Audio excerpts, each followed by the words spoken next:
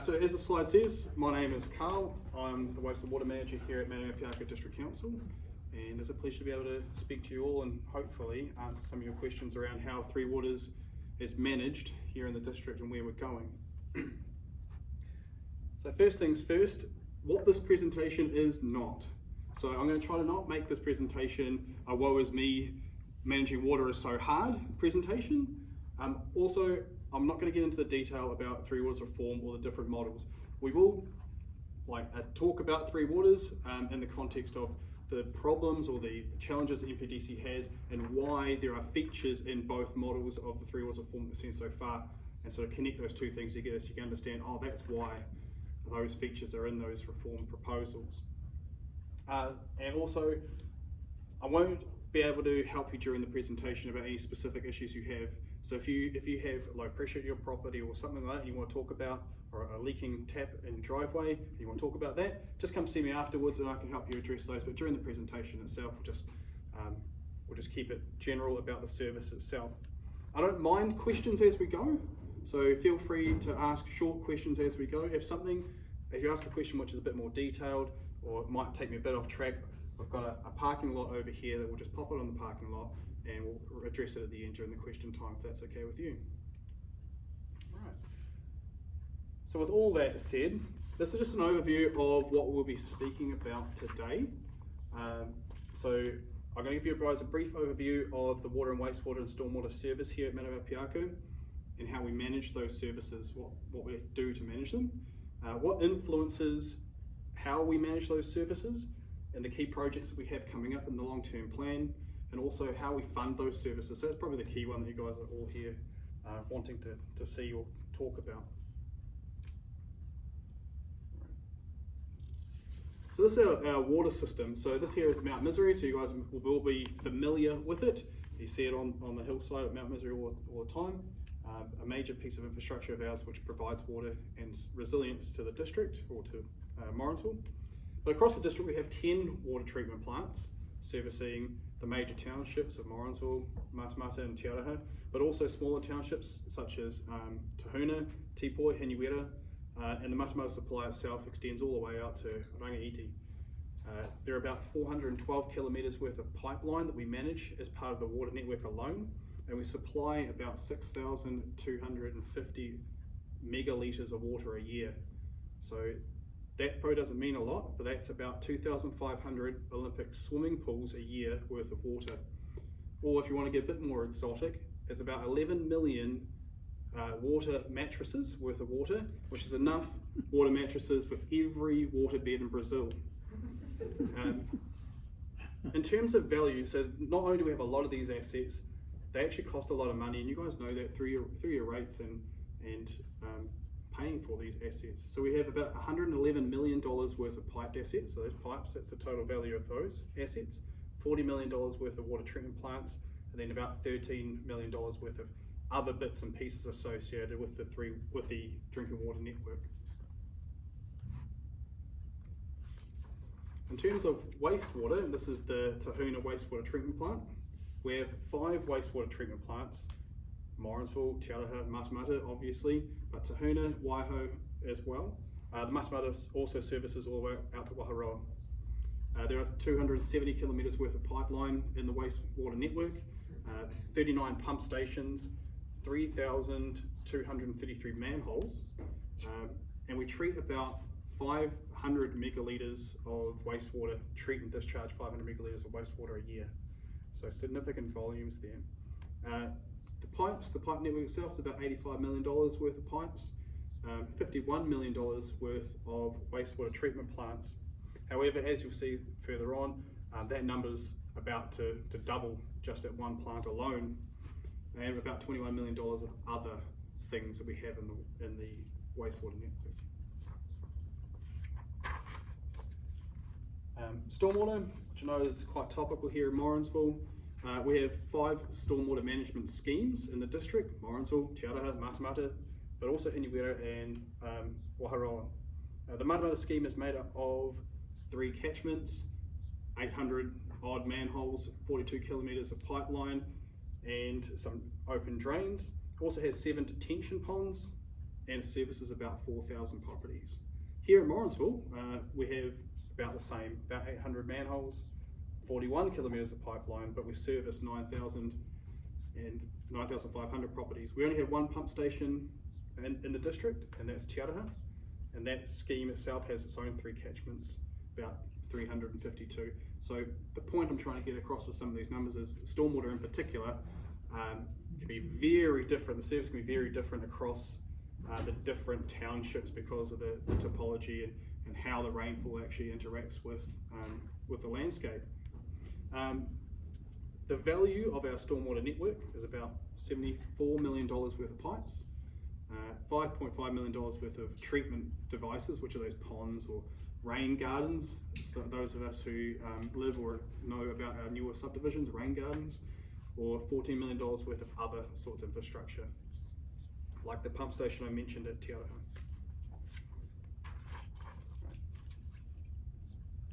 I'll move through this quickly, guys. Running out of slides. So managing 3 water services. So strategically, our management of 3 water services is done through a number of interconnecting plans. So we have things like the asset management plan, the water safety plan, source water risk management plans, catch and risk plans, O&M plans, master plans, and things like demand management plans. So we have a number of plans, and that's how we actually manage this 3 waters network. We have all these plans, they interconnect, they speak with each other, but the one at the top, the most important one to us that we'll talk about tonight, is the asset management plan. That's the most important.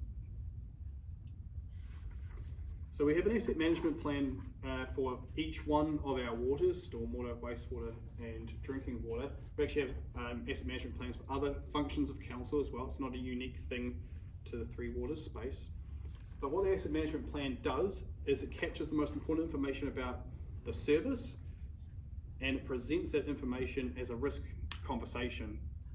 And how it does that is it captures the specific risks that each service faces, what the negative impacts should those risks be realised to our residents. Also documents the expectations around our services and the impact of those expectations on our management approach. Also documents how we control those risks, and then finally the processes, procedures, and projects that we look to deliver to address the risks. It also addresses our funding requirements to make those plans work, to address our 3 waters. So in terms of risks, so the risks in our asset management plans are sort of categorized into some general space here, about 6 of them. There's operating risk, legal risk, economic risks, public health risk, and reputational risk. There's also health and safety. But I wanted to give you guys some examples of what are these risks, how are we managing them, to give you guys some confidence of the type of content which is in our asset management plans, and to sort of demonstrate that this is the approach that MPDC takes to manage our assets. So I had them over here, they're on a different spreadsheet. So an example of an operating risk that we manage in the network is diminishing funding. So that could happen through decreasing rate base, not capturing development contributions from our developers who are putting in infrastructure or putting in demand on our network. And obviously the impact of that is that we wouldn't be able to deliver projects, wouldn't be able to pay for our services. And an asset management plan has a lot of information about that and how we manage those risks. So for instance, we develop policies such as the development contributions policy and enforcement policy. We develop these asset management plans so we know how much we're going to spend, how we're going to spend it. We prioritize our LTP projects. All these controls are there just to address those risks of funding. Another example would be how we manage our natural hazards risks. So natural hazards risks would be an environmental, a public health, or an operating risk. And they're things like not having an adequate understanding of how our assets work under pressure from natural events. So earthquakes, floods, things like that. Obviously the unintended consequences or the negative consequences of that is that service is lost or isn't restored. In some cases we look to just restore quickly, not necessarily get through an incident as quickly as we need. And again, we have plans and procedures around that. We have a dedicated council emergency management framework. So we fold into the civil defence framework as well to manage these sorts of natural hazard risks that all our services are experiencing or exposed to. Another risk for us would be reputational or image-based risk, would be non-delivery. Right? Council goes out, we collect rates from you as ratepayers, and we make promises about delivering on services and infrastructure. So it'd be quite a reputational risk for council, and economic risk as well, if we didn't deliver our infrastructure on time and to a standard that you guys expect from paying your rates. So again, we have plans and policies and procedures developed around making sure we manage those risks. The point being that the asset management plans are the number one instrument for documenting how we go about that, what those plans, processes and procedures are, to make sure we keep a track of them, make sure they're fit for purpose, and that we are delivering for our community in a competent way.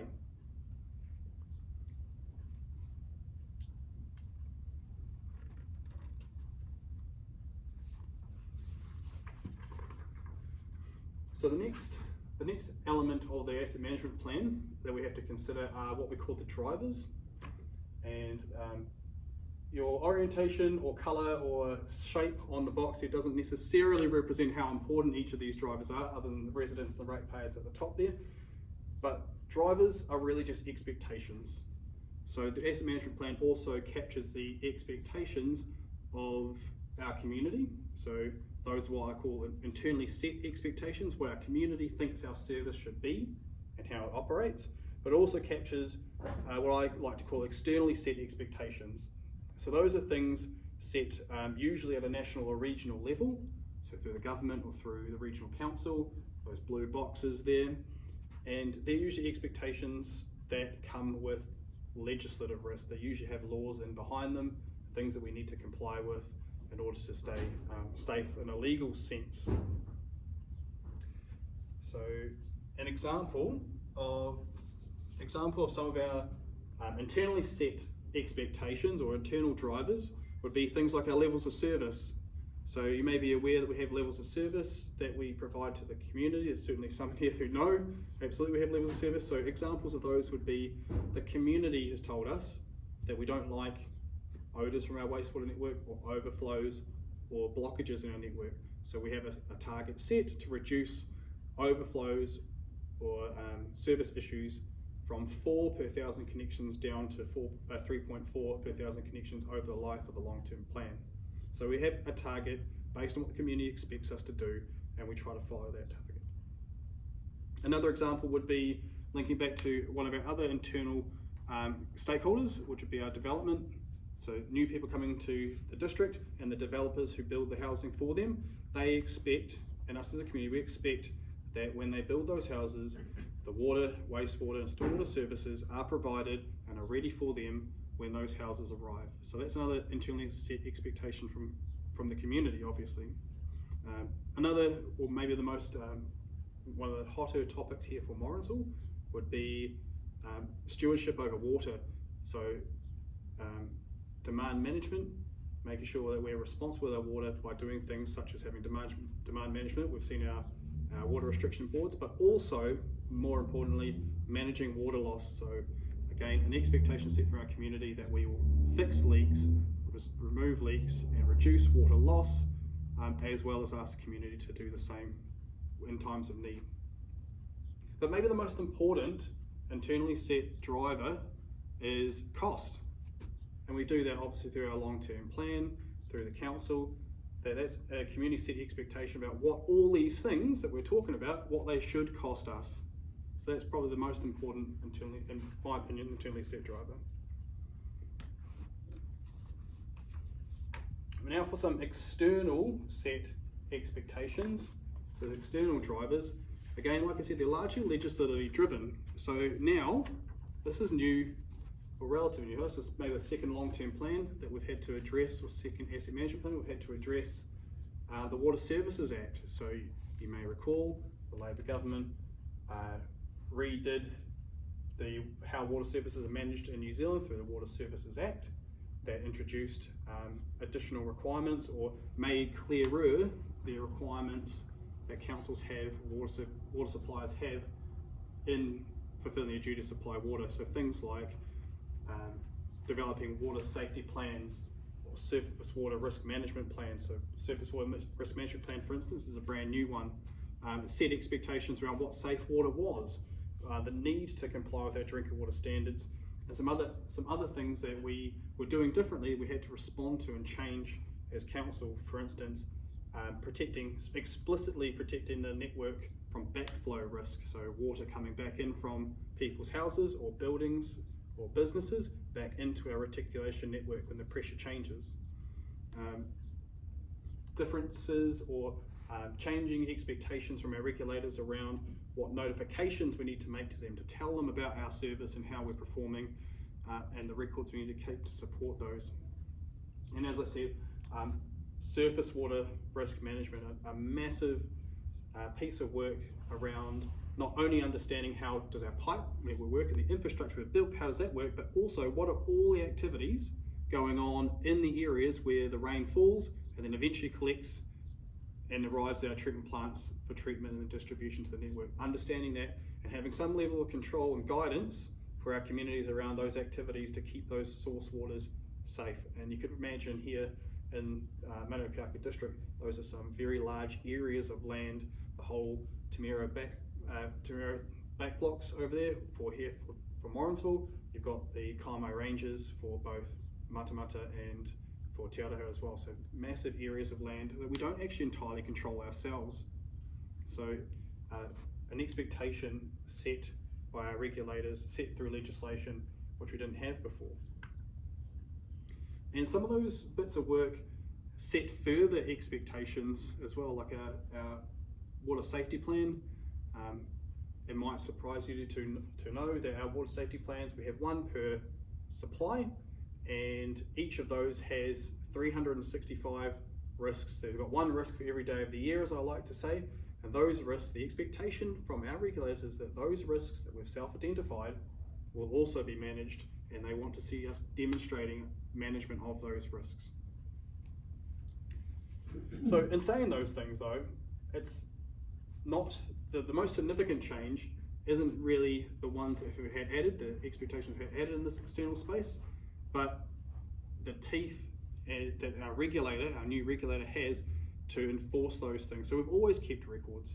We've always tried to manage what goes on in our catchments. We've always tried to notify our regulators of what's going on. But those expectations of exactly what that means and how we do that, those have changed. And if we don't follow those expectations, the consequences for us as a council are much greater. There's the best example I could probably give you is if you've been following the news recently with the cryptosporidiosis outbreak in Queenstown Lakes, if you all recall that, is Matamata-Piako, the new regulator, has the power to instruct, and they did in this case, instruct that council to put infrastructure in place to address that risk. They had a risk, they were managing it one way, and Matamata-Piako said, well, that wasn't acceptable, and they forced them to put in millions of dollars worth of assets, basically overnight.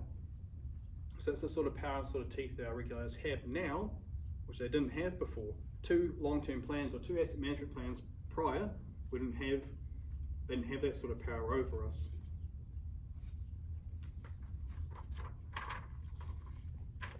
So what that's flown in, what those drivers have sort of delivered for us is obviously things like additional staffing. These reporting requirements require additional staffing, additional resources into training our staff. There's a level of competency that we need to demonstrate across our networks that we didn't have to before. We need to be able to demonstrate that we have the right people in place to address these operating risks. Obviously, and we'll talk about them more specifically, there are also upgrades, right?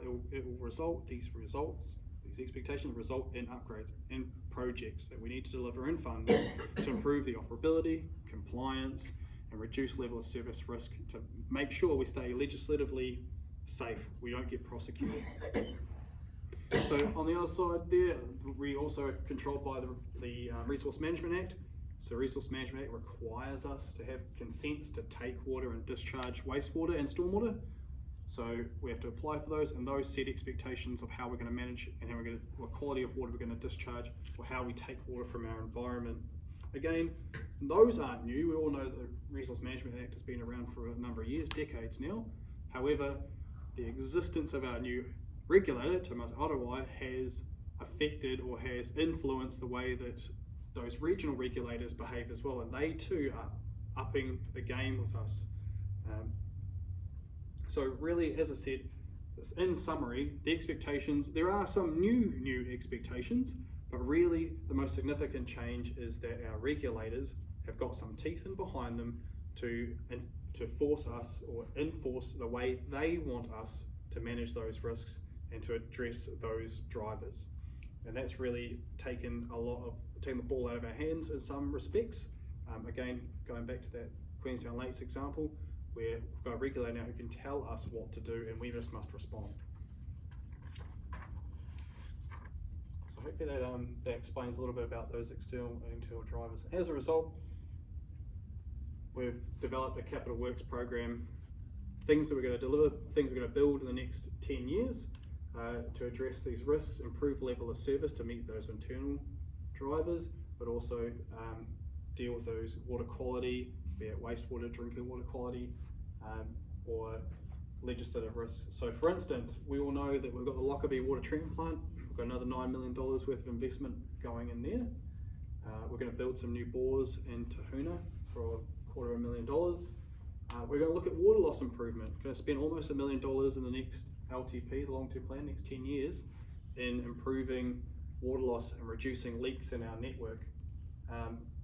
As I signalled earlier on, the asset value of the wastewater side of our business is going to almost double in size overnight with the construction of a new wastewater treatment plant in Matamata. To meet new expectations around the quality of water we should be discharging back into the environment. And again, level of service, back to internal expectations, we don't want overflows. So we have a Lockerbie wastewater network upgrade worth $23 million. And then finally, I&I stands for inflow and ingress. It's water getting into our wastewater pipes when it rains. We've got another $4.4 million to address those types of leaks, water getting into our network, not getting out. But that's just some of it. That's just some of the projects that we have proposed through the long-term plan, through our asset management plan. There's actually, this next slide is to hopefully demonstrate a level of prudence, financial prudence, because there's actually a lot more work that we could be doing. So the work that I've just presented to you is what we consider the must-dos. So we focus on the must-dos, but there are definitely some should-dos in there as well. We have these, Adrian may want to correct the terminology, but I've called them conditionally funded. There are bits of work which, depending on how we spend the planned work, if we've got money left over, there are things that we can move into delivering as well at the same time, such as UV treatment upgrades for Te Aroha and Morrinsville, a new reservoir we call it Lockerbie Reservoir, but it may be out of town there, to provide additional storage here in Morrinsville, or a new falling main upgrades at Allen Street Pump Station, or structural works on our pipe bridges. So the point of this slide was to demonstrate that there is a lot of work to address a lot of risks and a lot of expectations, and we're really having to find that tight line between what our community can afford and what we need to do, our must-dos and our should-dos. And when you put all those together, you get a funding profile that looks a bit like this. So you will see this graph again, or in a slightly different form, as we release the consultation document for the long-term plan. So you'll sort of see what the graph demonstrates here. What I want you to focus in on are the blue line, this blue line here in particular, versus the lighter green line on the left-hand side there. So the green line on the left-hand side represents the rates increase for everything in council except for water. The blue line represents everything in council and water on top. So it's a very obvious, you can see quickly, especially with numbers there, that the level of funding increase starts at 12% for the rest of council, but adds another 12% on top. So we have doubled the expectation, the financial expectation from our community through these water projects. And that really is the quantum of how fast and how much work our regulators want us to do. So the challenges in funding the Three Waters space are real, and they are significant for our community. As you can see, there's quite a bump there in year one, but it doesn't immediately fall away. Again, you can sort of see that first 5 years there, the addition of water projects and the funding need of water doubles the demand, the financial demand in our communities for those next 5 years. It is significant, it is very large.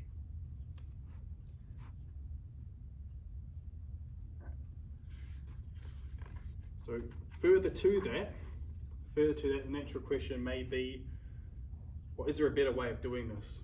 And really, unfortunately for councils, there are two major things we can do, and that is spend less money, so push those projects out, don't do those projects, change when we're going to do them in time, but we've already done that. That's why I was trying to demonstrate those other slides, that we already have a whole bunch of work which we would really like to do, but we've really thinned it down to what we must do. So we don't have a lot of options in that space. The other way, which is what the other graph was about, is unfortunately we just have to increase rates to pay for it. Council doesn't have too many options beyond that, and that's what this graph is actually about. So this graph here shows the percentage of debt, of Three Waters debt, to the revenue of Three Waters. So all the money that we collect from the Three Waters service, people paying their Three Waters rates, versus how much debt that we have. Council has an internally set limit of 175%. So that's what we consider our prudent cap across the whole entire profile of council. So what you see here is obviously we're not even in the ballpark. So first year of, this year actually, we meet that cap through, so Three Waters is at its cap, or its portion of the cap, and then we go 300, 350, 400% debt to Three Waters income. So the funding hurdle there, and the phrase that I like to use is that from now on, Three Waters debt will be a significantly larger size of council's debt profile than its income base. So we will always be, Three Waters will always be a much larger debt burden to council relative to our income on Three Waters than it ever has been before. And that's why, and I said I'd link it back to the Three Waters reform stuff, that's why we hear terms and phrases like balance sheet separation. That's why you heard the Labour government with their proposal about entities not owned by councils, and you hear the national government, the coalition government, talk about local water done well, again also talking balance sheet separation. The reason they are talking that, or using that phrase or that term, is because of this graph, that councils can't continue to absorb Three Waters debt across the whole of council when that Three Waters debt is 2 or 3 times, in some cases, larger in terms of debt to the income that they get for it. It just won't work. Things will have to drop off council's total package of work, like park upgrades, or playgrounds, park upgrades, playgrounds, all those other things that people love to have and should have in their communities as well will have to be deferred or put off or whatever as time goes on, as more and more Three Waters infrastructure eats up the available funding for those projects as well. Not libraries though. Not libraries though, no. They water only comes second to libraries, I feel.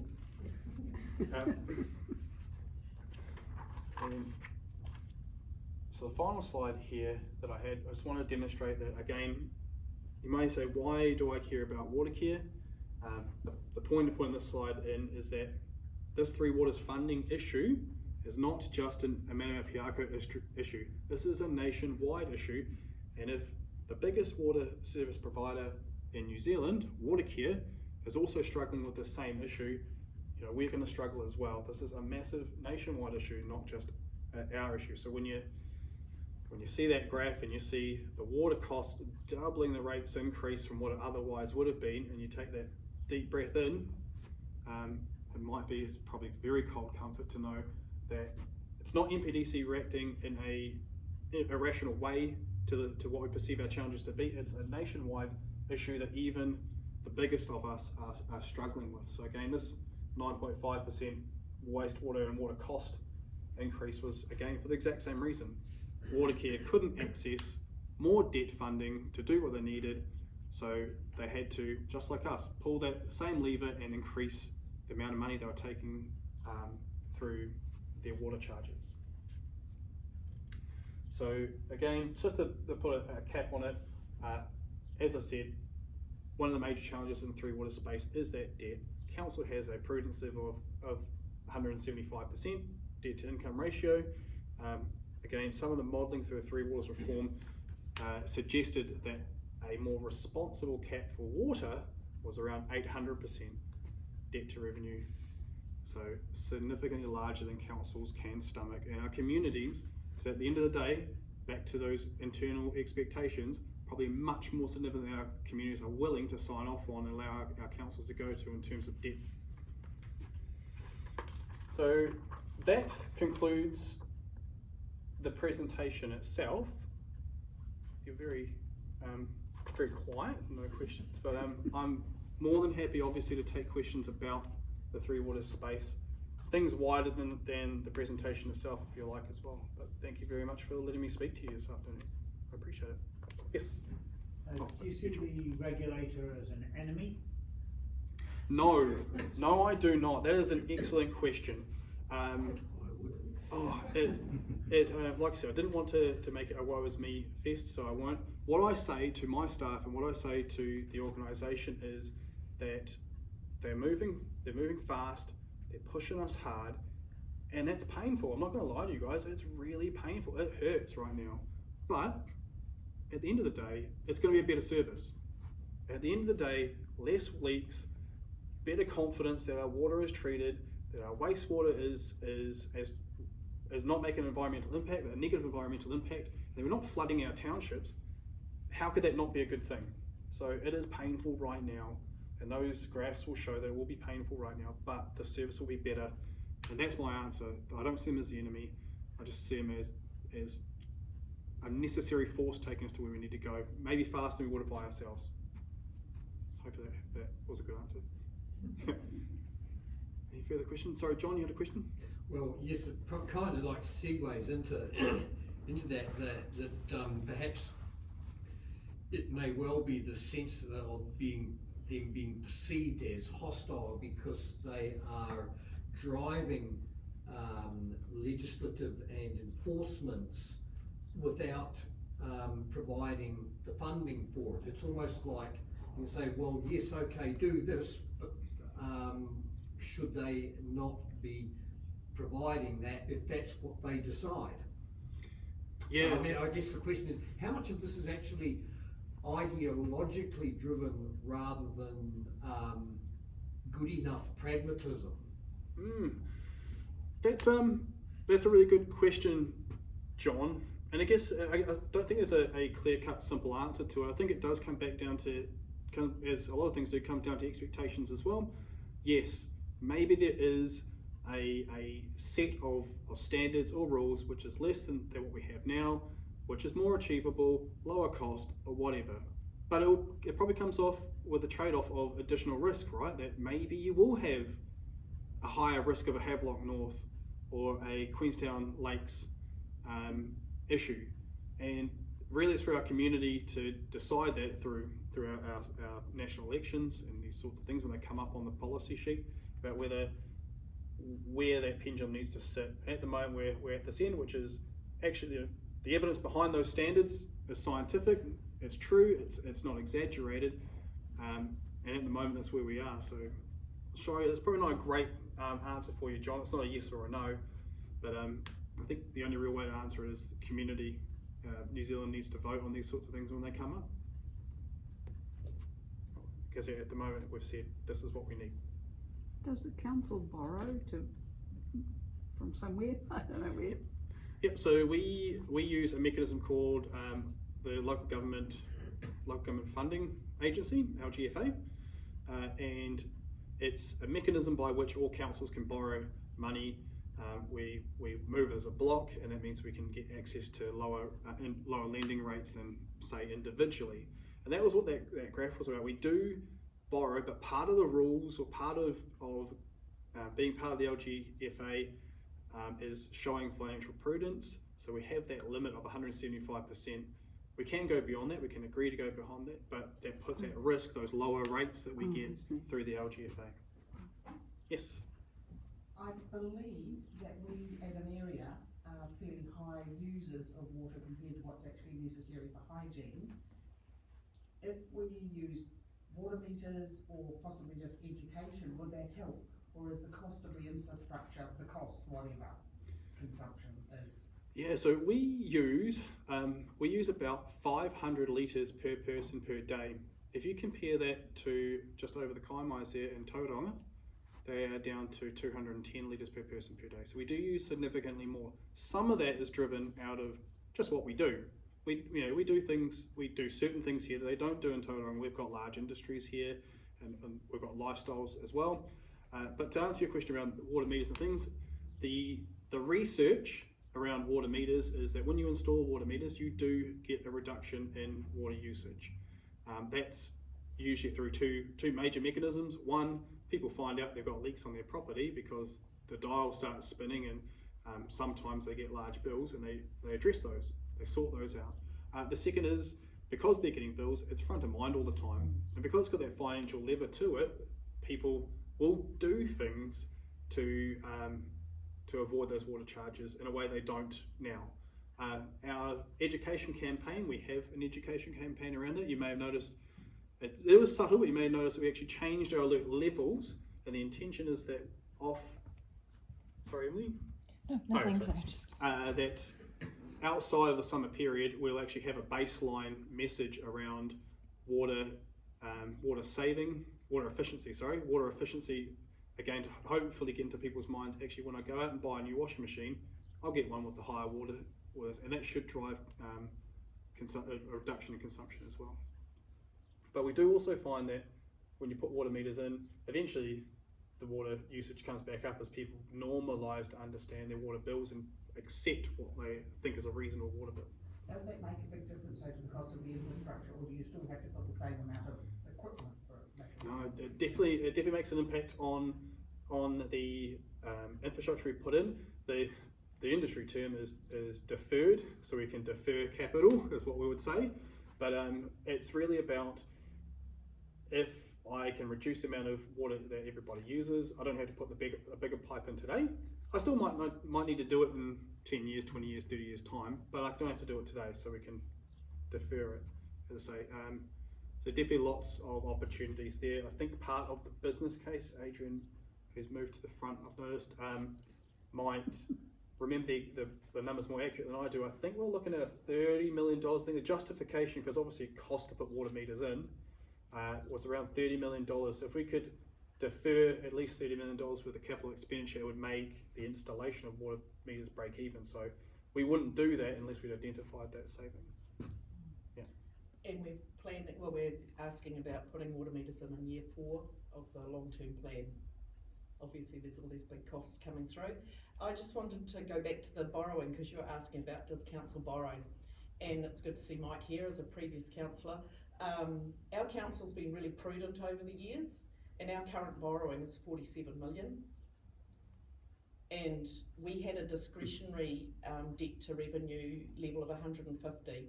With these 3 waters coming in, and while you would have seen that horrible graph of going to 400, because that's just on the waters, when you combine our waters and our other activities, what we call the non-waters, we're changing the non-waters to other activities, we reviewed that yesterday, we will hit 162. So when Carl was mentioning the 175 as our debt ceiling for the LGFA, we were looking to get to 162. So just recently we actually passed the recommendation that we'd lift that discretionary from 150 to 175.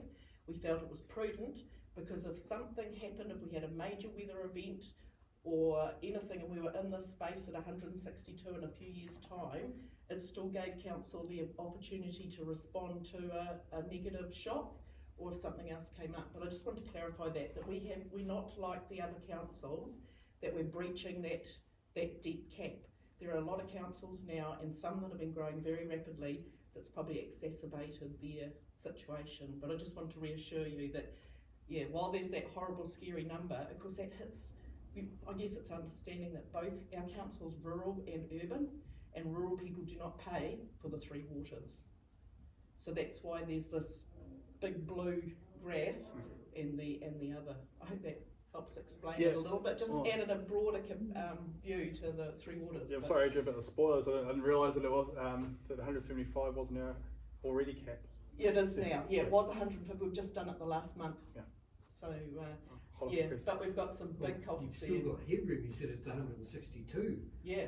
Yeah. So we're not in as bad a position as what some councils are, but these numbers are scary. And I might take a different view to the regulator than Karl. I find it frustrating from a local body politician's perspective that we're expected to react so much quicker to something, and there are communities now that are being required to have their water upgraded, and it's not necessarily in their immediate budget. Yep, and there are those regulation changes have other risks for us. You'll see in the consultation document it comes out. There's the water supply. There's the ability for other suppliers, non-council suppliers, to walk away from their duties as a water supplier, and council by law needs to take over those responsibilities. So those new regulations can be pretty tricky for us, and they do represent a significant risk. But any further questions that anybody wanted to ask? All right. Oh, yes. Sorry. No, go for it. My questions are always basic. The Waitoa supply came from the river, is that right? The Waitoa Yes. River? Yeah. Why could a pipe not just be taken from there on into Morrinsville? It's much more complicated than that. It's about the consent. Do you have the consent to take the water? So because it's a private supply, we need to negotiate those things. I think that's what we're in the middle of. But there are other issues beyond just where the water comes from. It's the state of the existing network. We don't know anything about that relative to how we know about really, it. I just meant, why don't you take a pipe from the river to Morrinsville? Forget about Okay, right. Sorry. You could, and more broadly, that's I guess what we're sort of doing. Supply diversity is what we're doing with Lockerbie, and you'll see in our long-term plan that we also have some additional supply diversity projects around another bore here. So we prefer to do it that way. Okay. Yeah. Thank you. No problems. Oh, John, but then Anyone else in the file? okay, cool. Please. We do read about it in the newspapers, and it seems that some areas are really in quite a crisis situation. If you were sort of to put a little table of crisis, where would we be? Sort of like halfway down, or not too bad, but lots of problems? Oh, I think we're middle of the pack. I think we're middle of the pack. We have our challenges. I wouldn't call them crises. We definitely have our challenges. On the water side of things, there are things that could be more ideal about how we operate, but we are generally compliant with all our drinking water standards. So we've made some changes, how we do things, and the infrastructure we've put in place, and that's really come along a long way. But obviously we're responding to some pressures where we aren't doing so well. For example, that Matamata upgrade, that wastewater plant isn't particularly compliant. It's at the end of its life, and we're responding with a new plant. Unfortunately, it's just very expensive. Yeah, so I think we're probably in the middle of the pack. Yeah, that's quite encouraging, really. Yeah. I mean, at the end of the day, we are a smaller council. We definitely do some things better than others, but we also have our challenges. Yeah. And John, yeah. The question I have, and I suppose it sort of may seem a little bit historic now with the change of government, and that was that there was the perception, real or otherwise, of the water infrastructure as assets no longer being council owned. But how does that stack up in terms of what they may have actually been perceived as liabilities on the basis of lack of renewals or deferred renewals. Can you sort of see where I'm coming from? Was that these may have been assets, but because there was so much that needed to be done to get them to a certain standard, they became book liabilities. It's a really it's a good question, John. I guess back to the previous question. We're not that bad. We're again probably middle of the pack. We don't have a lot of deferred renewals, so we don't necessarily have that burden that some councils do have. The question about whether water assets are an asset or a liability is a really tricky one, and I guess is subjective as well. And I think you've broken it down already in your question. Obviously, there's an increasing financial liability here. We've got regulators who can push us and make us do things that cost money, and we have to plan for that. We have to be open to the fact there's that financial risk there, that financial liability. However, by owning your assets, you decide what to do with your assets. I know it's a trivial one, but I like to say if we want to paint our reservoirs pink, we can paint them pink. We can do that. We can do whatever we like with them. It's under our control. And again, by owning the assets, whether you've got the financial liabilities or not, you have that control and you have those decisions to make, and you can do it the way you want. So it will always be an asset in that regard, that you can always make your own decisions. So I'm having it both ways, John. Yeah, because I mean that in that respect, that's where you would have the opportunity for much better or granular community input, whereas under the water services entities, that was almost taken out of your hands, and we would have been sort of like sort of small people, not up against sort of some very loud noises. Yeah, with any form of aggregation, there's going to be that sort of tension. You know, there's something unique about Matamata-Piako district. I mean, in the Three Waters space, I know it extends beyond Three Waters, but in the Three Waters space, you know, we are quite pro-industry, for instance. We have a lot of large industries that we supply both water and wastewater to. As a part of a larger entity, would that flavour, would that uniqueness continue to be supported going forward? Well, that's a big strategic risk for our council.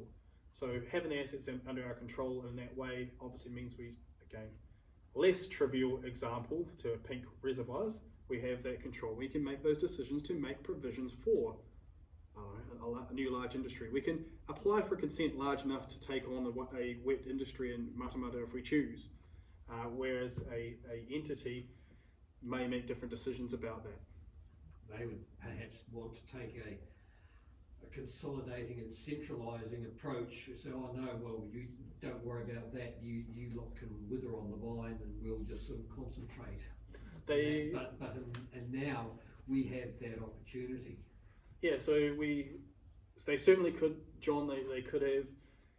I guess we'll never know because they'll never set up exactly how that operate. But again, they could have gone with a lowest cost is best type approach, which, you know, everyone probably appreciates on day one, lower water bills, but it would see decisions like that being made, like it's easier to add your industry to this supply because it will be cheaper, but that might not be our supply. That may not reflect what we want as a district. Yeah. So I hope that answered your question there, John. Because you see, our as you pointed out, our MPDC's water consumption is, on a per capita basis, is biased by virtue of, as you sort of talked about, the significant economic industry contributors like Fonterra, like Ingham's, like Wallace's, and like Greenleys, and all of that, who are huge sort of industry consumers of water, and therefore when you're stacking that up against a relatively small ratepayer base, that artificially increases that perceived per capita use, but then sort of you don't take into account the economic benefits and outflows from that. Yeah, so I think that thankfully for us, you might not see it in the statistics that we report and how they're reported nationally, but thankfully when we apply for our consents, which is where the rubber really hits the road for us in terms of our usage, that is taken into account, that we can be 500, provided we argue well and succinctly, this is why, because we've got these industries and it provides us all these benefits and economic benefits and all the rest. So it's not necessarily a bad thing to be 500. It is a bad thing to be 500 and having no idea why, but if you have good justification for it, then it's okay. Yeah. So maybe I should have made that point when you asked that question. So that 500 litres a day is taking into the consideration all the industry's water as well. Yeah, it's just a Okay, so it's, total amount of water that we use as a district divided by the number of people in it. Yeah. so it's probably a lot less. Yeah, we do, and we've got Personally, for personal usage. yeah, they didn't make my list, but we do have projects in the long-term plan around doing things to be able to separate those numbers out better as well. So we've recently added, for instance, new water meters at Fonterra so we can separate their usage out and all sorts of things like that. So we are conscious that we want to sort of get the two sets of numbers. I thought they supplied us with water. They have in the past, yes. Yeah, they have. Part of our strategy with Lockerbie and then the future bore, which yet to be decided where it will go, is to wean ourselves off that dependency as well, because there are some, particularly now with the legislation the way it is, there are some legislative risks to Fonterra they just don't want to take, so they're less willing to provide us water through that bore. And it has its own risks as well, but we're looking to provide our own resiliency. So I can probably Google this, but Sorry? how do you know the bore's not going to run out? So for us, the bore has been mapped and the hydrogeology has all been done by the regional council. So they've mapped it, they've got all the records there, and they've said in their reports, because they issue a state of the environment report which details all the parts of the environment, the aquifer that we tap into is only about 3% allocated. It's massive. It goes all the way under the out to Tukofara. So it's massive, and we believe it's under allocated at the moment. So we're pretty confident. Thanks. Yeah. It's pretty deep, isn't it, Carl? Yeah, 200 metres is where we draw the Lockerbie water from. So That's a lot of showers. Yeah. yeah, it's very, very deep. It's not like a lot of our local bores that sit quite shallow. A lot of farms had quite shallow bores, and you would have noticed during the droughts that they were coming under pressure. This is way deeper, so it's a much bigger aquifer. Thanks. Should be more resilient. Yeah. That's Lockerbie, is it? Yeah. Yep. So would that potentially mean that the Lockerbie bore could stand in as an emergency supply if you have anything go wrong with the reservoir or Waterworks Road? Waterworks Road. Lockerbie supplies the town, though. It doesn't just supply the Lockerbie subdivision. Right. It's our supply. I think that's the thing we need to make clear. It's called Yes. Lockerbie Because because it's it's located in in the Lockerbie. Lockerbie development. Yeah. It is supplying the town. Yeah, it's completely integrated. But to answer your question as well, John, we will do an upgrade. So on day one, that plant will produce what we call 4 megalitres a day, but there will be an upgrade to 5.